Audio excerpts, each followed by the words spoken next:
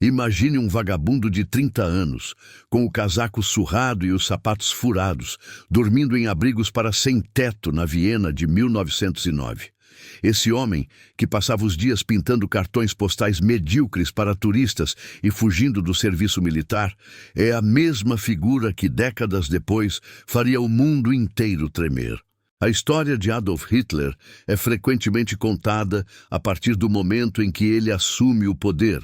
Mas a verdade mais perturbadora reside nos anos de fracasso e obscuridade que forjaram sua mente. Como um artista rejeitado e socialmente inadaptado, conseguiu hipnotizar uma nação culta e industrializada, levando-a ao abismo moral mais profundo da história humana.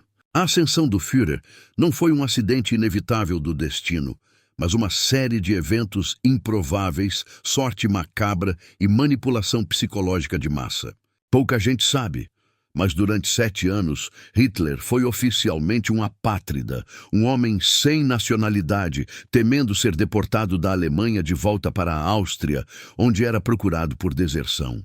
A imagem do líder onipotente esconde um indivíduo paranoico, dependente de narcóticos e cercado por uma corte de bajuladores que competiam por sua atenção. O que transformou aquele soldado mensageiro silencioso da Primeira Guerra no orador que levava multidões ao êxtase histérico. Neste roteiro, vamos desmantelar a mitologia nazista para expor o homem frágil e vingativo por trás da suástica. Existem registros médicos e diários de pessoas próximas que revelam uma rotina bizarra, marcada por insônia, monólogos intermináveis e uma dieta rigorosa que contrastava com sua sede de sangue. Vamos investigar como a democracia alemã não foi apenas roubada, mas entregue a ele em uma bandeja de prata por políticos que acreditavam poder controlá-lo. A pergunta que fica é: ele era um gênio do mal ou um oportunista que soube ler o medo de uma época? Prepare-se para entrar nos bastidores da chancelaria do Reich e do bunker final, onde a realidade se distorcia conforme as ordens delirantes de um homem que se recusava a aceitar a derrota. Vamos analisar os fatos verificáveis sobre sua saúde física e mental, que se deterioravam visivelmente enquanto ele enviava milhões para a morte. A história que você vai ouvir hoje não é sobre a glória militar, mas sobre a catástrofe absoluta causada pelo ego desenfreado. Como um único indivíduo conseguiu arrastar o mundo para uma guerra que custou mais de 70 milhões de vidas. Se você acredita que conhece todos os detalhes sobre a vida de Adolf Hitler, convido você a questionar suas certezas, pois muitos fatos populares são fabricações da propaganda ou mal-entendidos do pós-guerra. Vamos reconstruir a trajetória do ditador com base em evidências históricas sólidas, afastando as lendas para encarar a face real do totalitarismo. A jornada que faremos agora é sombria, necessária e, acima de tudo, um alerta permanente para as gerações futuras sobre os perigos de subestimar figuras caricatas que prometem a salvação nacional. Nascido na pequena cidade fronteiriça de Braunau am Inn, na Áustria, em 1889, Adolf Hitler cresceu à sombra de um pai autoritário e violento, Alois, e de uma mãe superprotetora, Clara. O ambiente doméstico era tenso, marcado pelas surras frequentes que o pai administrava e pela adoração incondicional da mãe, cuja morte precoce por câncer de mama devastou o jovem Adolf. Biógrafos renomados apontam que durante o tratamento doloroso de sua mãe, Hitler demonstrou gratidão genuína ao médico da família, o Dr. Eduard Bloch, que era judeu. Esse episódio inicial contradiz a narrativa de que seu ódio antissemita era inato ou absoluto desde a infância, pois ele chegou a proteger o Dr. Bloch anos mais tarde, chamando-o de um judeu nobre. A transformação de Hitler começou de fato em Viena, para onde se mudou com o sonho de ser pintor, mas onde enfrentou a rejeição humilhante da Academia de Belas Artes por 2 vezes. Sem profissão, sem amigos íntimos e vivendo de uma pequena herança que logo se esgotou, ele mergulhou no submundo da capital austríaca, absorvendo as teorias racistas e pangermânicas que circulavam nos panfletos baratos da época. Foi em Munique, e não na Áustria, que ele encontrou seu verdadeiro lar e propósito, alistando-se no exército bávaro quando a Primeira Guerra Mundial estourou em 1914. O conflito deu a ele, pela primeira vez, uma estrutura, uma missão e um sentimento de pertencimento que a vida civil jamais oferecera. Servindo como mensageiro de despacho nas trincheiras, ele foi condecorado com a Cruz de Ferro de primeira classe, uma honra rara para um cabo, embora seus superiores o considerassem sem liderança para ser promovido a sargento. O trauma da derrota alemã em 1918 e a cegueira temporária causada por um ataque de gás mostarda no fronte foram os catalisadores finais de sua radicalização. No hospital, ao saber da rendição, ele descreveu ter ouvido vozes convocando-o para salvar a Alemanha, cristalizando a lenda da punhalada nas costas, de que o exército não havia perdido no campo de batalha, mas sido traído por políticos e judeus em casa. Esse mito se tornaria a pedra angular de sua ideologia, transformando o ressentimento pessoal de um soldado fracassado em uma arma política de potência incalculável. Antes de vermos como ele usou essa raiva para escalar ao poder, quero saber sua opinião sincera. Você acha que se Hitler tivesse sido aceito na escola de artes, a Segunda Guerra Mundial teria sido evitada ou a Alemanha encontraria outro líder radical? Responda com sim ou não aqui embaixo. O retorno de Hitler a Munique após a guerra o colocou em um caminho inesperado. Ele foi designado pelo exército para espionar pequenos partidos políticos extremistas. Foi infiltrando-se no Partido dos Trabalhadores Alemães que ele descobriu seu talento mais aterrorizante: a oratória. Ele percebeu que podia manipular as emoções de uma sala cheia de homens desiludidos, transformando apatia em fúria, e rapidamente tomou o controle do partido, renomeando-o para Partido Nacional Socialista dos Trabalhadores Alemães, ou simplesmente Partido Nazista.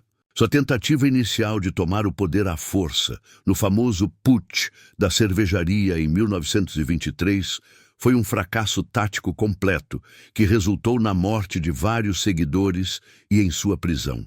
No entanto, ele transformou seu julgamento em um espetáculo de propaganda, usando o tribunal como palanque para atacar a República de Weimar e ganhar fama nacional. Foi na prisão de Landsberg, tratado com regalias e cercado de admiradores, que ele ditou Mein Kampf, um livro confuso e denso, onde expôs abertamente seus planos de conquista territorial e extermínio racial, que muitos na época ignoraram como delírios de um fanático.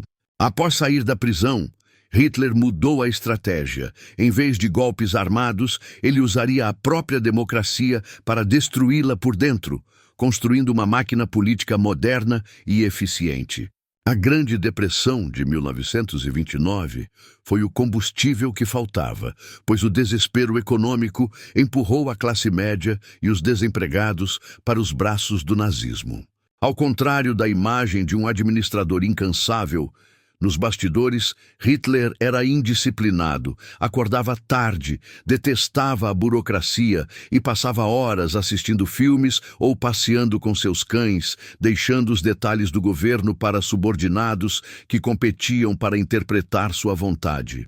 A virada real aconteceu em janeiro de 1933, quando, após uma série de eleições inconclusivas e manobras de bastidores, a elite conservadora alemã convenceu o presidente Hindenburg a nomear Hitler como chanceler.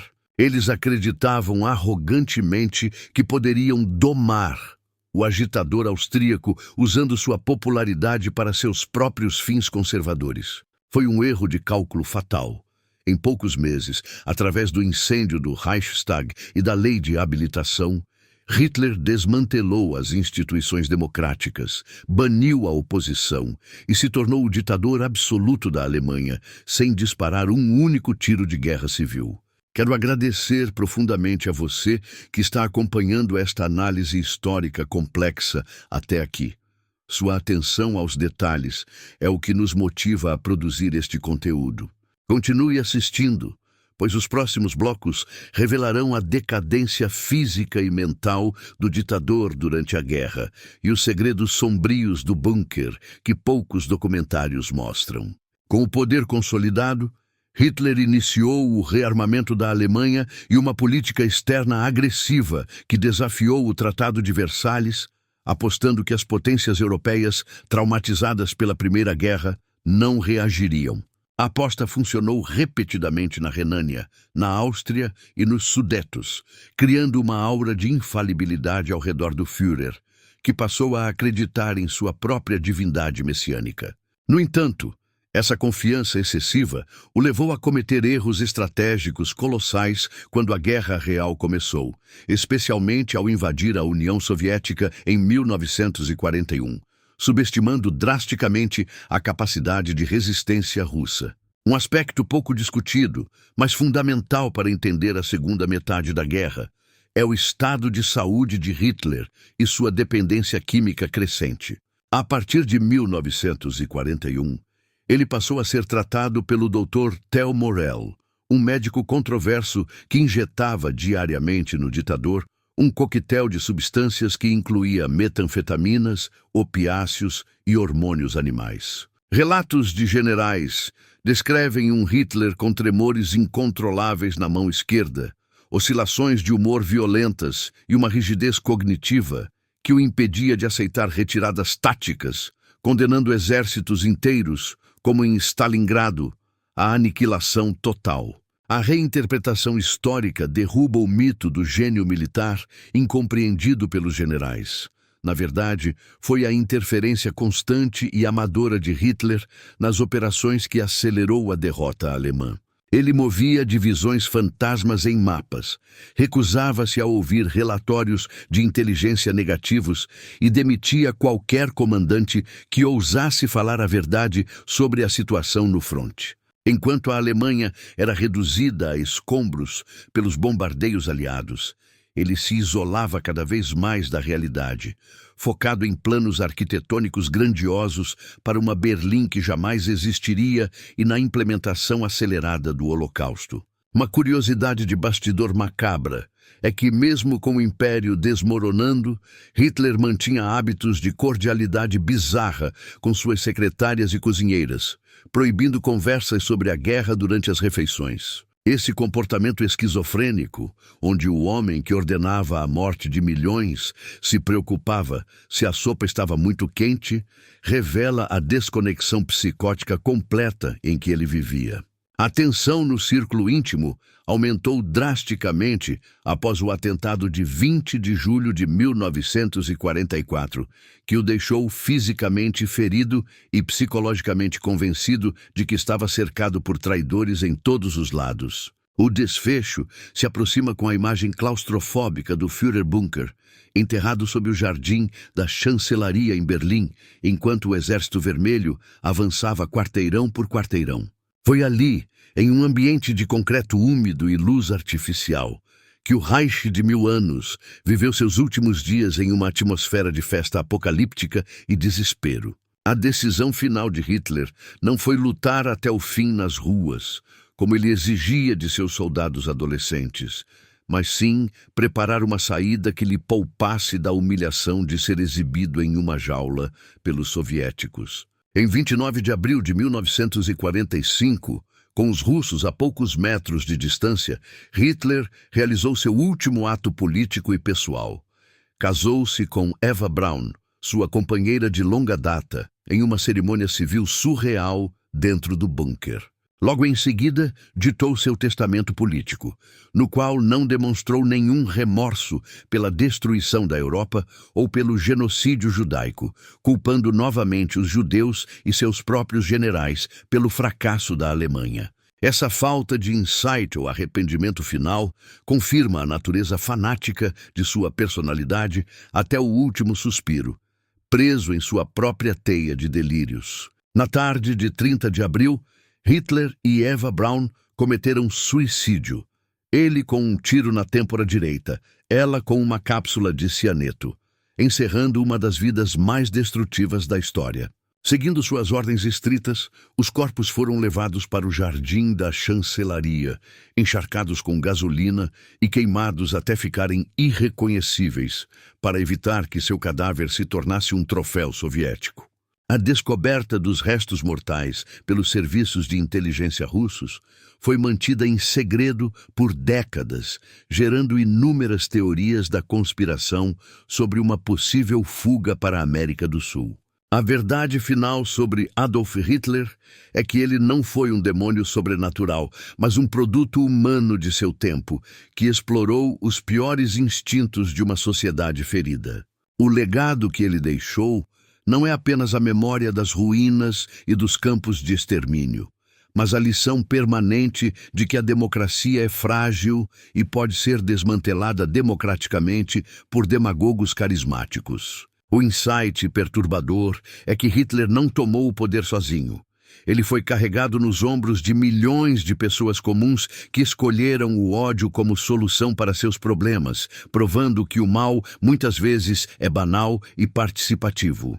Hoje, os locais associados a ele na Alemanha são mantidos sem destaque ou destruídos para evitar peregrinações de neonazistas, pois o país lida com a memória através da responsabilidade e não da veneração.